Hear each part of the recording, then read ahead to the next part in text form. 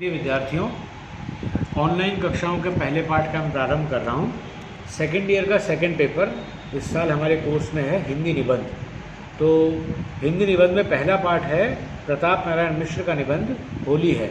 मैं आज ये पाठ आपको संक्षेप में पढ़ाऊँगा।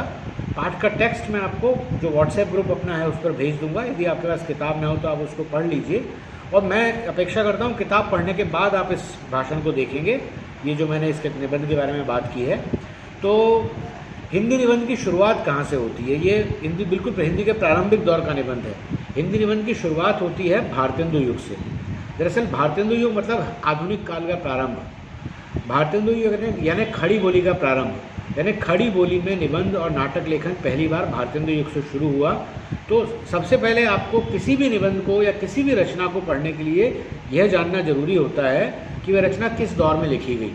यदि मैं ये एक मूल सिद्धांत बता रहा हूँ, यदि आप किसी भी रचना को पढ़ते समय सबसे पहले ये जानने की कोशिश करेंगे कि वो किस दौर में लिखी गई, तो आपको उसके सारे संदर्भ समझ में आएंगे। ये एक सूत्र है जो मैं पहले भी कक्षा में बताता रहा हूँ। तो भारतेंदु युग के बारे में जान लीजिए। भारतेंदु युग यानी 1872 ईस्वी में भारतेंदु हरिश्चंद्र ने लिखा था, हिंदी नई चाल में ढली। वहाँ से हम भारतेंदु युग का प्रारंभ मानते हैं, या खड़ी बोली का प्रारंभ हम वहाँ से मानते हैं। वहाँ से लेकर के 19वीं शताब्दी के अंत तक भारतेंदु युग है, और 20वीं शताब्दी प्रारंभ होते ही वहाँ से द्विवेदी युग आता है। भारतेंदु युग और द्विवेदी युग, इन दोनों युगों को मिला करके हिंदी का नवजागरण काल कहा जाता है, और ये संज्ञा दी है हिंदी के प्रसिद्ध आलोचक डॉक्टर रामविलास शर्मा ने। नाम याद रखिएगा, डॉक्टर रामविलास शर्मा ने हिंदी नवजागरण का प्रथम चरण कहा है भारतेंदु युग को, और हिंदी नवजागरण का द्वितीय चरण कहा है द्विवेदी युग को। हिंदी नवजागरण इसे क्यों कहा जाता है, याद रखिए। रीतिकाल खत्म हुआ था।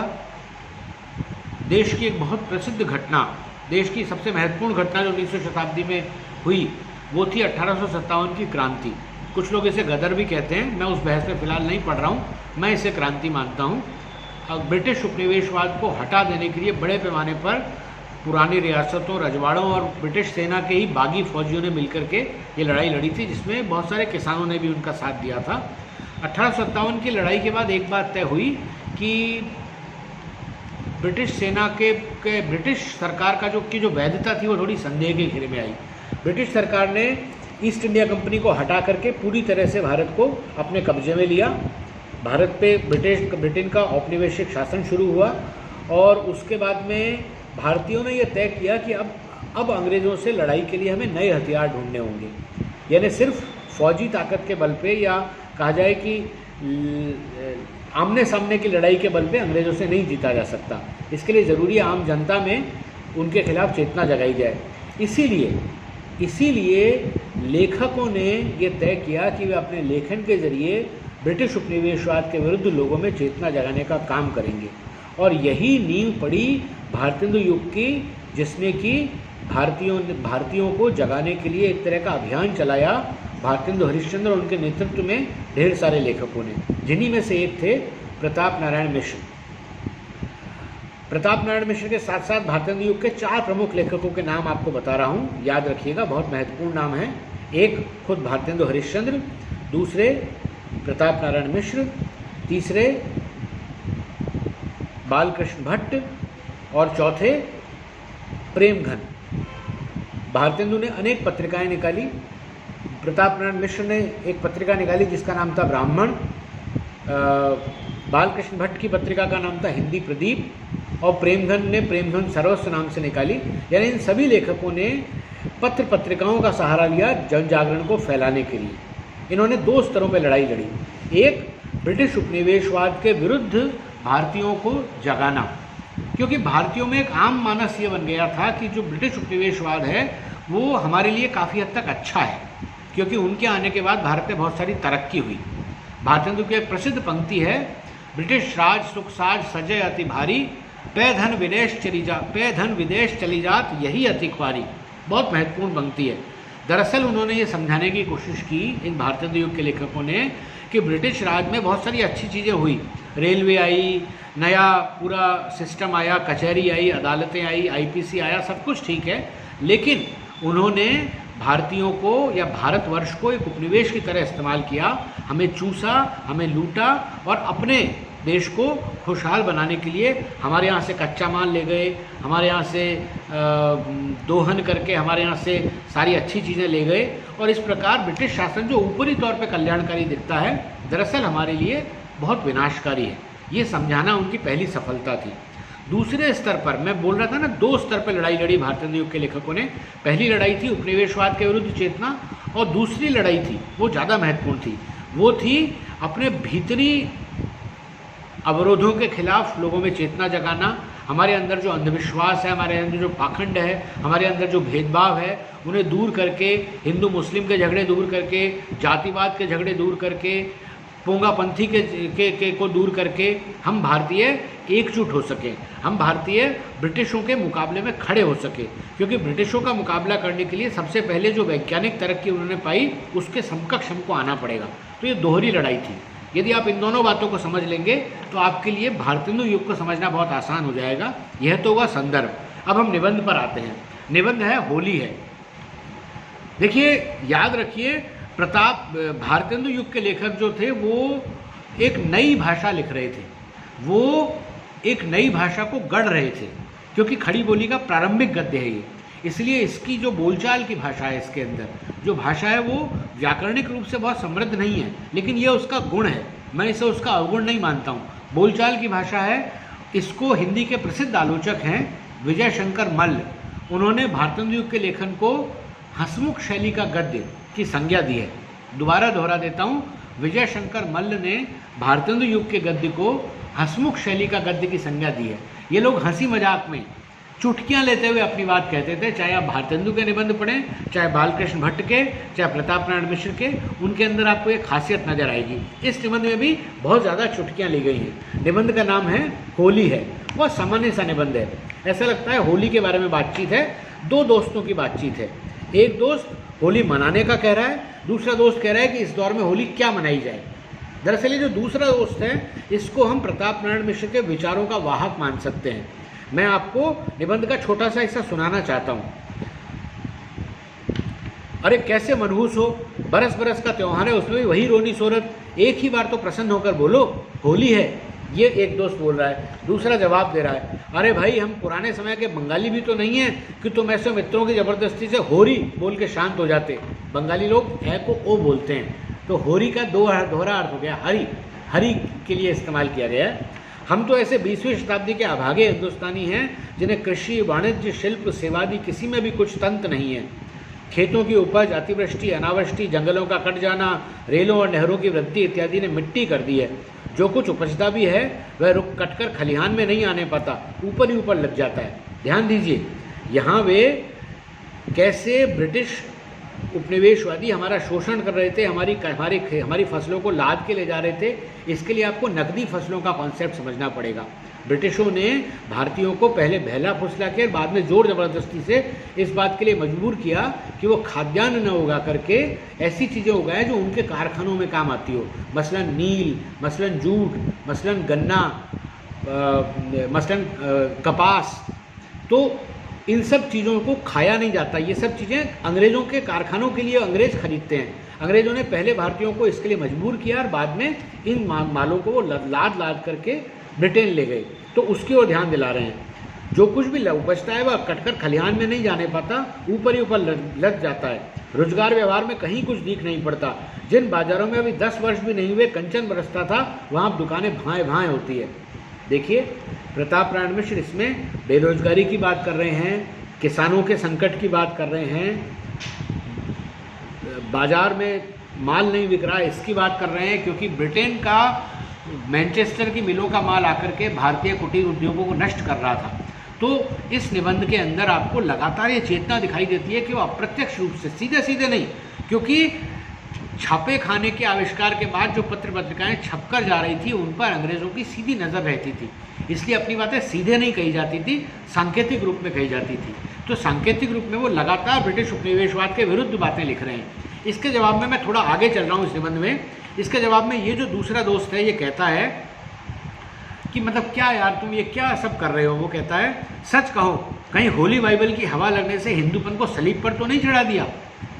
होली का फिर दूसरा इस्तेमाल, एक शब्द के अनेक प्रयोग करके दिखा रहे हैं प्रताप नारायण मिश्र इस निबंध में। होली बाइबल यानी पवित्र बाइबल की हवा तो नहीं लग गई कि तुम होली मनाने से मना कर रहे हो, जबकि ये जो दूसरा दोस्त है ये होली मनाने से इसलिए मना कर रहा है क्योंकि ये देश की दशा को लेकर चिंतित है, कबीर की तरह। तो हिंदूपने को तो नहीं खो दिया। अब यहाँ वो जवाब देते हैं वो बहुत महत्वपूर्ण है। ये आपको बताता है कि नवजागरण काल के लेखकों का दायरा कितना व्यापक था, किस तरह से वो जाति धर्म के बंधनों से ऊपर उठकर सारे हिंदुस्तान के लोगों को एक होने की बात करते थे। वो कहते हैं तुम्हें आज क्या सूझी है जो अपने पराये सभी पर मुंह चला रहे हो।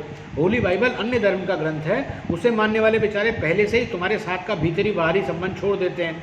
पहली उमंग में कुछ दिन तुम्हारे मत पर कुछ चोट भी चला दिया करते थे, पर अब बरसों से वह चर्चा भी न होने के बराबर हो गई है।